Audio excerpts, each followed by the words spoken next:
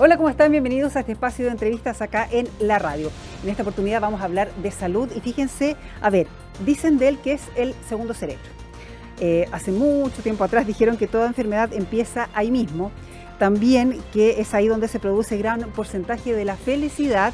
Y acá hay una frase que seguramente o ha dicho o usted ha escuchado: guatita llena, corazón contento, pero que tiene también datos científicos, tiene base científica justamente. Estamos hablando del intestino y para esto, sus enfermedades, las repercusiones, cómo hay que cuidarlos, los avances y las investigaciones que se han hecho durante los últimos años. Estamos con un experto, con el doctor Christian von Mühlenbrock, es gastroenterólogo, es neurogastroenterólogo de la Clínica Universidad de los Andes y también del Hospital Clínico de la Universidad de Chile. Doctor, muchas gracias por el contacto acá con BioBio TV. No, al contrario, gracias a ustedes por la oportunidad de hablar de esto que yo encuentro fascinante. Sí, y claro, son varias aristas. Yo decía, y me lo había dicho usted antes también, digámoslo, esto de guatita llena, corazón contento, y hay varias frases que uno asocia al intestino, pero que tienen asidero científico. Partamos por esa. Yo decía que era responsable, por ejemplo, o podría ser responsable, ¿no?, de la felicidad. O sea, yo creo que de las cosas como más placenteras que tenemos es comer.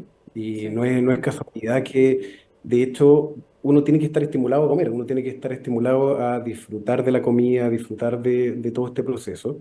Y es porque el intestino finalmente es el que se encarga de procesar alimentos a través de distintas enzimas, químicos, nuestra microbiota. También tenemos que tener en cuenta que convivimos con otras bacterias que después lo podemos hablar. Y habitualmente estos químicos que se van procesando tienen una función no solamente en el intestino, sino en el resto del tubo digestivo.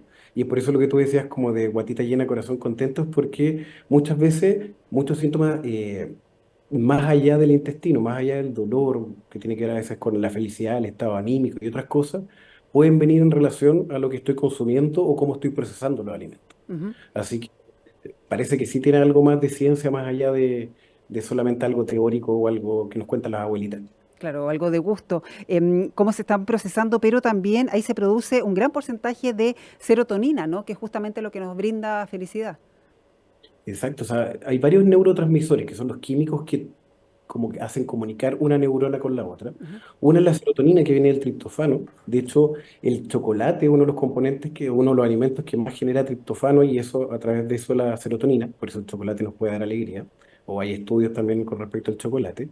Y hay otros químicos también, la dopamina u otros que también se procesan ahí. Ujú. Así que la serotonina es uno de ellos, pero también otros químicos que nos ayudan a tener un estado de bienestar vienen procesados de ahí, tanto del intestino como la microbiota que tenemos en el tubo digestivo. Ujú. Y dentro, bueno, lo vemos ahí en pantalla también, se habla del segundo cerebro y usted ha hablado también de neuronas. ¿Por qué se hace o por qué se nombra el intestino como nuestro segundo cerebro?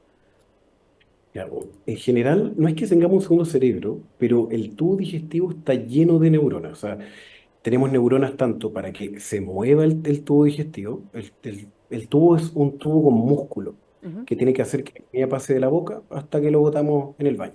Entonces, tenemos ya unas neuronas encargadas de movilizar esto, que es un marcapaso, así como existe un marcapaso en el corazón o en otros lados, está este movimiento. Y también tenemos neuronas que son sensitivas, o sea, neuronas que nos avisan cuando hay algo en el tubo digestivo. Y por tanto, uno, si lo ve por número, es casi como tener un segundo cerebro, pero no es que actúe como tal, no es que pensemos por la guata, como Ujú.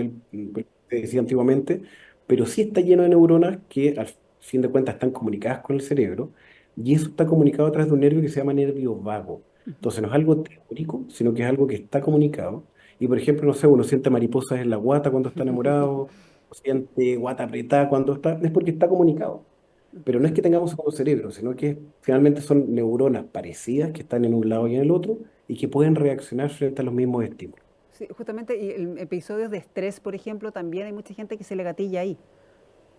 Claro, lo que pasa es que hay dos cosas. Uno es que yo puedo gatillar una crisis abajo, pero está mal entendido echarle la culpa solo al estrés. Por ¿Ya? ejemplo, antiguamente se hablaba del intestino irritable como algo solamente de alguien nervioso y que tenía síntomas, Perdón, pero intestino o colon irritable, que es lo más, es el nombre más común, ¿no? el término común es colon, pero la verdad que descubrimos que el problema no está en el colon, sino que ¿Ya? está en todo el intestino.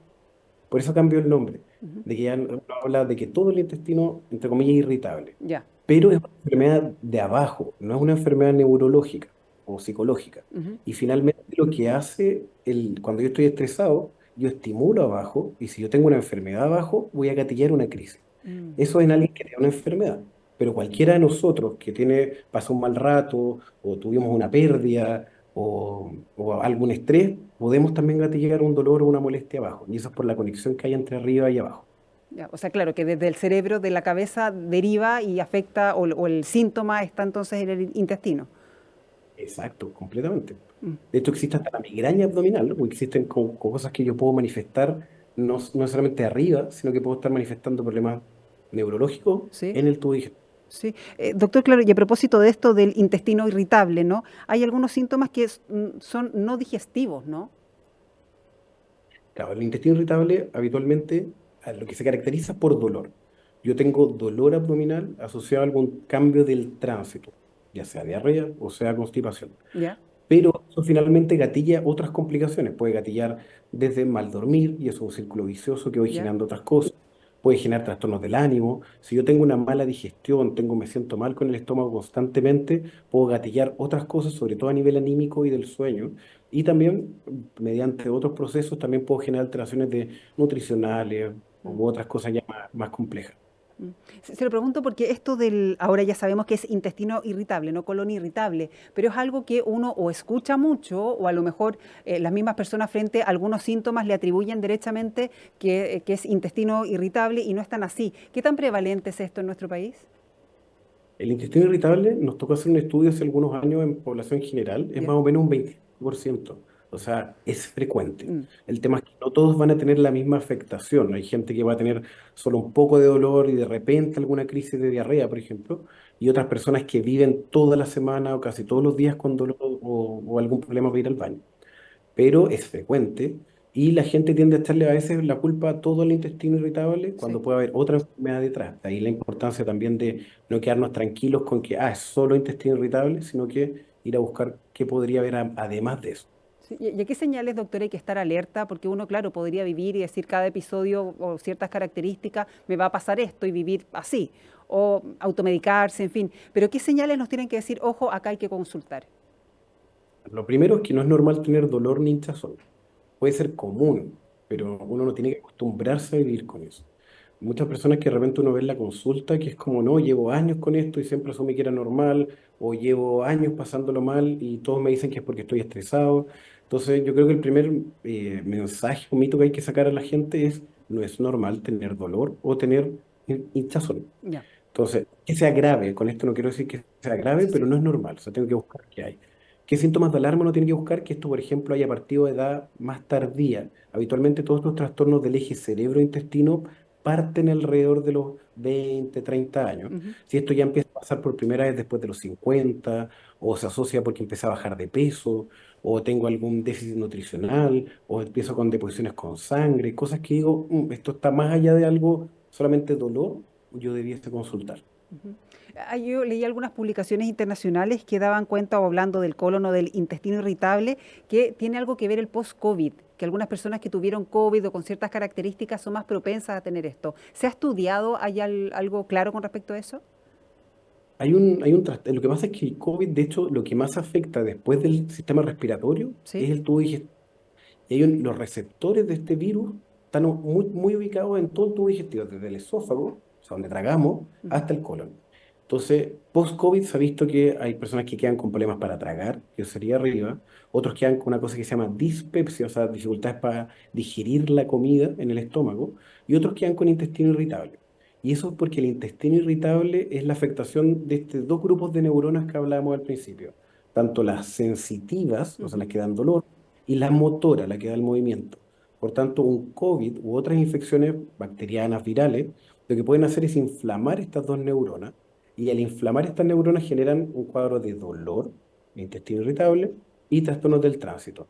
No se sabe muy bien cuántos van a quedar con intestino irritable, pero pueden ser hasta un 10-20% de los que tuvieron COVID Ujú. que pueden quedar con intestino irritable y puede ser parte también del long COVID o este COVID Sí. prolongado, también pueden quedar como síntomas digestivos. Claro, y que eso se está estudiando todavía, ¿no? Por el tema de la pandemia, las consecuencias que está teniendo. Y estudiándose también el intestino, doctora. A ver, hay varias cosas y varias preguntas que nos surgen siempre que estamos hablando de esto, a propósito del intestino irritable, 25% de la población, dice usted.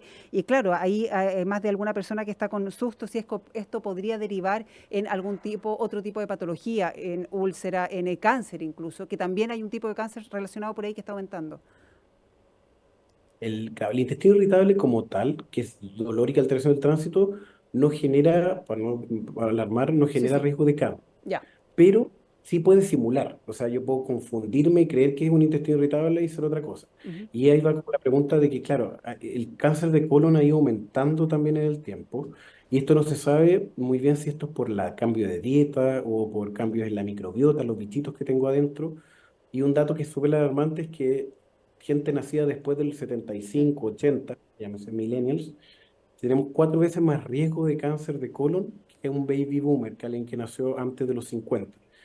Y lo único que ha cambiado, en verdad, es que la dieta es mucho más con altos procesados o ultra procesados, y también que hemos ocupado más antibióticos, hemos dado distintas terapias que cambian nuestra microbiota.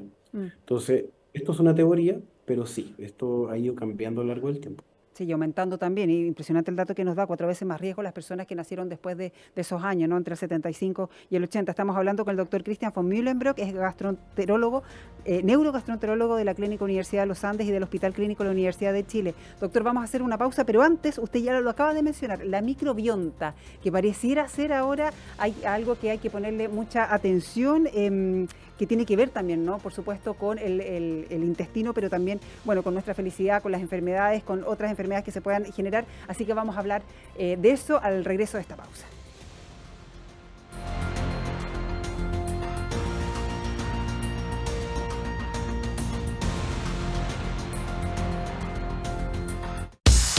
Bio Bio TV, canal 26.1 de la televisión abierta en la región metropolitana.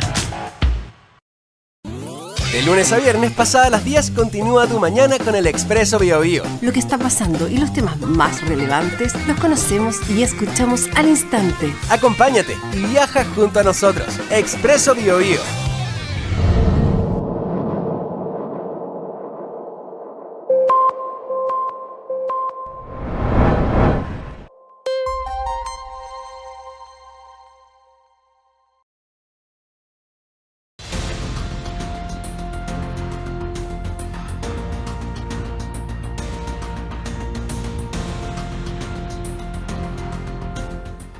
Y seguimos acá en entrevistas de Bio Bio TV. Estamos con el doctor Christian von Mühlenbrock, es gastroenterólogo, neurogastroenterólogo de la Clínica Universidad de los Andes y del Hospital Clínico de la Universidad de Chile. Doctor, quedó pendiente el tema de la microbionta. ¿Qué es la microbionta? ¿Qué es lo que se ha descubierto, que se ha investigado de la microbionta en los últimos años? Esto es como un tema que está de moda, pero en verdad nosotros vivimos con un grupo de bacterias, virus, hongos, desde que somos humanos.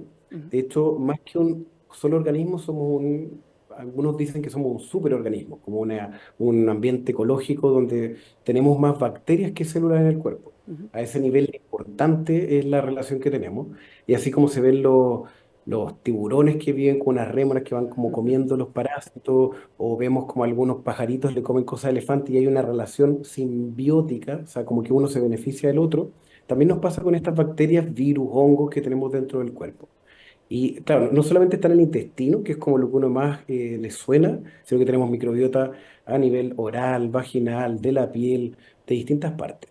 Y esa microbiota uno dice, ya, si esta cosa es más frecuente que en mis propias células y lo tenemos desde toda la vida, alguna relación tienen que tener con nuestra salud. Y eso es lo que hemos ido atendiendo en el último tiempo. Entonces, no es que esto sea nuevo, sino que esto es algo que está de siempre y solamente que ahora estamos entendiendo que las bacterias no necesariamente van a ser malas, sino que tienen un rol en la salud en general. De hecho, uno ve varios productos que se publicitan para mejorar, ¿no? Justamente la microbiota. ¿Son efectivos? ¿Son necesarios?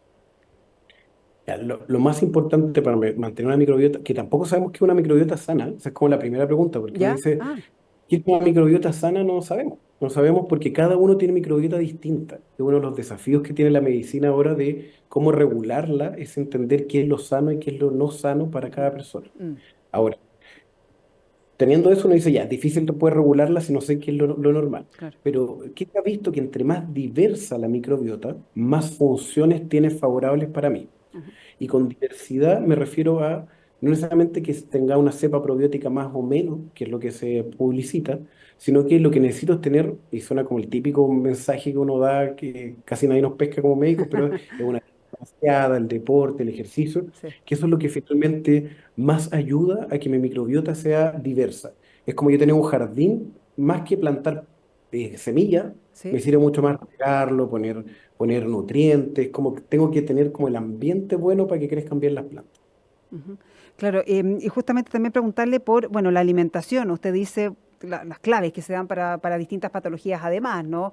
El hacer deporte, no al sedentarismo, no al tabaquismo, en fin, pero algunos alimentos o incluso, a ver, por ejemplo, los antibióticos, los analgésicos, ¿cuánto dañan nuestro intestino?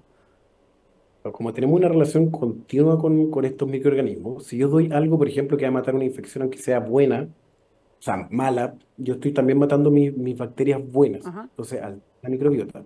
Si yo doy remedios para, por ejemplo, bajar el ácido, yo puedo también alterar mi microbiota porque los bichitos viven con cierto ácido. Lo mismo los antiinflamatorios, y así uno puede ir con todos los medicamentos. Ahora, con esto no quiero decir que uno no puede ocupar medicamentos, tiene que haber una indicación detrás que justifique ese uso, pero si yo lo ocupo sin ninguna justificación, me estoy haciendo más daño finalmente que el beneficio que tiene. Ahora, por favor, no le tengan miedo a los medicamentos con esto, pero sí regular. O no tomar antibióticos por las puras. Que las abuelitas antes decían que después de tomar antibióticos uno quedó como más débil. Sí. Y en parte tiene que ver con eso. De que yo alteré mi microbiota sana, o sea, maté bichos buenos y malos y quedo con menos defensa. No están tan equivocados. Sí. Hay algunos medicamentos que sean más complicados que otros en ese sentido. Se habló tanto del ibuprofeno hace poco. Claro, el ibuprofeno salió de algunos estudios que ya era conocido un poco, solo que hicieron un estudio que era más grande, Ajá. buscando complicaciones, pero cualquier antiinflamatorio en general puede producir daño de la mucosa, o sea, la superficie del intestino o del estómago. Ujú. Lo que más hemos visto son úlceras, pero eso es de toda la vida, no es algo que se haya descubierto ahora. Pero ahí, insisto, un medicamento también bueno, bonito, barato. Hay que ocuparlo con precaución, y con precauciones no más de 5 días, que tenga una indicación, si yo tengo antecedentes de úlceras, evitarlo y así. Claro, y por supuesto la recomendación que se hace siempre, nunca automedicarse, sino que siempre hacerlo con la prescripción y con el tiempo que entrega, ¿no? el doctor en este sentido. Y justamente en ese tema también, doctor, ¿se puede limpiar el intestino? Que también se promocionan algunas mezclas o algunas, justamente mezcla de algunos vegetales o de algunas frutas para limpiar el intestino. Un detox. O Sí, sea, suena bonito, pero no tenemos por qué limpiarlo si nuestro intestino es sano. Nuestro intestino tiene bacterias, y esas bacterias tienen un rol. Entonces, hacer una limpieza, que de hecho lo hacemos cada vez que nos hacemos una colonoscopía, ¿Mm? estamos haciendo una limpieza de forma médica, pero no tenemos por qué limpiarlo. Es como, no necesariamente va a ser malo. Lo que tenemos que regular es que esta microbiota sea diversa. Entonces, más que una dieta detox, donde, ¿cuál es el problema de esas dietas? Es que hacen que crezca solo un tipo de bacteria. ¿Ya? Y al crecer solo tipo de bacterias, puedo generar otras enfermedades que no estaba pensando que le iba a generar. Ujú. Entonces, lo importante, más que hacer como algo detox o quitar todas las cosas, es que yo debiese tener una dieta balanceada y diversa. Se habla que por lo menos 7 vegetales o 7 frutas y vegetales, para que las bacterias tengan distintos alimentos para crecer de forma sana. Entonces, recomendaría eso más que un jugo detox donde sea un puro tipo de alimento, de azúcar. Sí, clarísimo. Doctor, hemos hablado, bueno, de la actividad física, de los alimentos. ¿Los horarios de la alimentación también influyen? En algunas personas sí, sobre todo, de ahí va a depender de cada el tránsito de cada uno. El tubo digestivo también tiene un ciclo circadiano, o sea, al igual que todos los procesos del cuerpo, tienen un ciclo. O sea, por eso mucha gente da ganas de ir al baño justo después de tomar desayuno, o después de almuerzo, después de la... O sea, hay un ciclo. Sí. Y hay personas que ese ciclo es distinto y uno lo va a ir respetando. Ahora, se ha visto y se ha también promocionado, por ejemplo, el ayuno intermitente, diciendo como ya, dejo más tiempo sin comer para que el intestino baje su ritmo y yo pueda metabolizar cosas en el cuerpo. En algunos pacientes puede servir, pero no es que uno tenga que recomendar eso necesariamente, depende de cada persona. Y el horario, lo que importa para otras cosas, es si yo como muy tarde y me acuesto, finalmente le doy menos tiempo al cuerpo para metabolizar lo que comí y Ujú. paso una peor noche. pero no es que necesariamente le va a hacer mal al intestino. Ujú. Que todavía con el tema de que usted decía de las 4 veces más riesgo del cáncer, ¿no? Para quienes nacieron después del 75 o del 80. En ese sentido, ¿cuál es la recomendación para las personas, por ejemplo, que han tenido antecedentes familiares de este tipo de patologías? ¿Cuáles son los exámenes? Mencionó recién la colonoscopía. ¿Desde qué edad hay que empezar a hacerse el examen? Lo mejor es prevenir siempre, y en ese Sí. sentido todo lo que hemos hablado es parte de la prevención, el no fumar, el tener una dieta variada, el ejercicio, pero a veces tenemos la mala suerte que la familia nos hereda en vez de un terreno, nos hereda ahí como que no tenemos mucho que hacer, y ahí lo que hay que hacer es, si yo no tengo antecedentes familiares, debiese tener al menos un control a partir de los 45 años con una colonoscopia. Ya. La colonoscopia tiene dos sentidos. Uno, ir a buscar obviamente algo malo, pero también sirve para buscar cosas que se llaman pólipos. Ujú. Los pólipos son como lunares de la piel, y esos lunares que aparecen en la piel, uno igual al dermatólogo dice está feo, te lo saca. Y con eso uno previene que ese lunar se convierta en algo malo. Ese mismo ejemplo lo tenemos que tener en el colon. Si yo encuentro un pólipo, se aprovecha la misma colonoscopia para sacar ese pólipo, y al sacar el pólipo yo prevengo que eso se convierta en un cáncer a futuro. Entonces, la colonoscopia no es solo para diagnosticar, sino que también para prevenir, tiene un rol preventivo. Eso es para población general. Ya. Si yo tengo un antecedente de cáncer en la familia, yo lo que debiese hacer es adelantarme 10 años. Por ejemplo, si un tío, un hermano, mi papá tuvo un cáncer de colon a los 35, estoy inventando, Sí. yo debería partir de los 25. Si tuve a alguien a los 40, desde los 30 y así. Porque esa paciente probablemente tuvo 10 años antes un pólipo Mm. que se pudo haber sacado y prevenido. Esa es como la idea. Ahora, si hay otros síntomas, sangre, baja de peso, a veces se adelanta este tamizaje que se llama, este chequeo. Ujú. Bien, doctor, nos quedan algunos minutos, pero aprovechando su expertise, allí hay una bacteria que también estuvo haciendo ruido, ¿no? Durante los últimos meses en nuestro país, para muchos asombrándose por el gran porcentaje de personas que la tienen, pero claro, muchos la tienen, pero no se las ha detectado, no se les trata, que estamos hablando de la Helicobacter pylori. ¿Qué porcentaje de chilenos la tienen? ¿Cómo se trata? ¿Es peligrosa? ¿Qué hay que hacer? ¿Cómo se detecta? El Helicobacter, de hecho, yo también lo tuve, así Sí, que yo lo también, puedo dar por eso experiencia. No, con mira, propiedad, sí. de hecho, antes lo tenía hasta el 80% de los chilenos, o lo teníamos. Ahora ha ido bajando, va más o menos con el 60, 70, ¿Ya? y va a depender de la zona rural. Por ejemplo, una zona rural tipo la Araucanía hay mucho más Helicobacter que una zona urbana, o no se sabe muy bien si tiene que ver con higiene, si tiene que ver con el tipo de suelo, pero es una bacteria frecuente.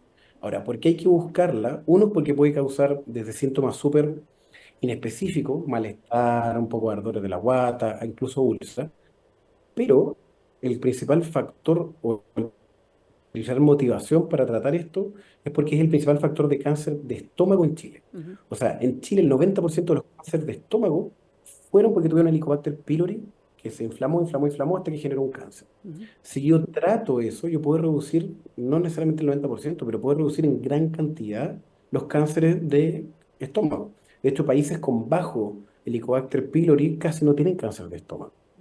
Chile y Japón, que tienen harto Helicobacter pylori, somos los que más tenemos cáncer gástrico en el mundo. Entonces, de ahí va la función y así como decía la colonoscopía de los 45, en Chile también está dentro de las guías que uno desde los 40 debiese tener una endoscopía en búsqueda no solamente de lesiones, sino que ir a buscar este bichito para ir a prevenir. O sea, estos estudios tienen que ser para prevenir, no para tratar cosas malas. Claro, y en el caso de quienes ya nos tratamos la Helicobacter pylori, ¿es una sola vez en la vida o hay que seguir monitoreando? Me encantaría que nunca más fuera, pero hay casos de recurrencia, más o menos un Ya. 30%, o Ah. que sea todo el mundo. Y eso porque no sabemos cómo uno se contagia. No sabemos si eso está en la familia, hay casos reportados en las mascotas también. Entonces, no se sabe. No, sería mentir decir como, hoy te contagiaste por esto. Ahora, como igual uno se tiene que hacer endoscopía cada 5 años, esa endoscopía cada 5 años uno aprovecha la misma endoscopía y hace un test para ver que el bicho no esté. Y si Ujú. está, hay que tratarlo. Bien, doctor, le queremos agradecer mucho su tiempo, su claridad también ha sido muy didáctico en explicarnos todo el intestino, el segundo cerebro. Bueno, hay dicho sea de paso, quien dijo que toda enfermedad empieza en el intestino era Hipócrates, así que ahí hay base científica también. El doctor Christian von Mühlenbroek es gastroenterólogo, neurogastroenterólogo de la Clínica Universidad de los Andes y del Hospital Clínico de la Universidad de Chile. Doctor, muchísimas gracias por haber estado acá en entrevistas en BioBio TV. Gracias a ustedes nuevamente por la invitación. Encantado. Y por cierto, muchas gracias a todos ustedes por estar siempre pendientes de las distintas plataformas de BioBio La Radio. Hasta pronto.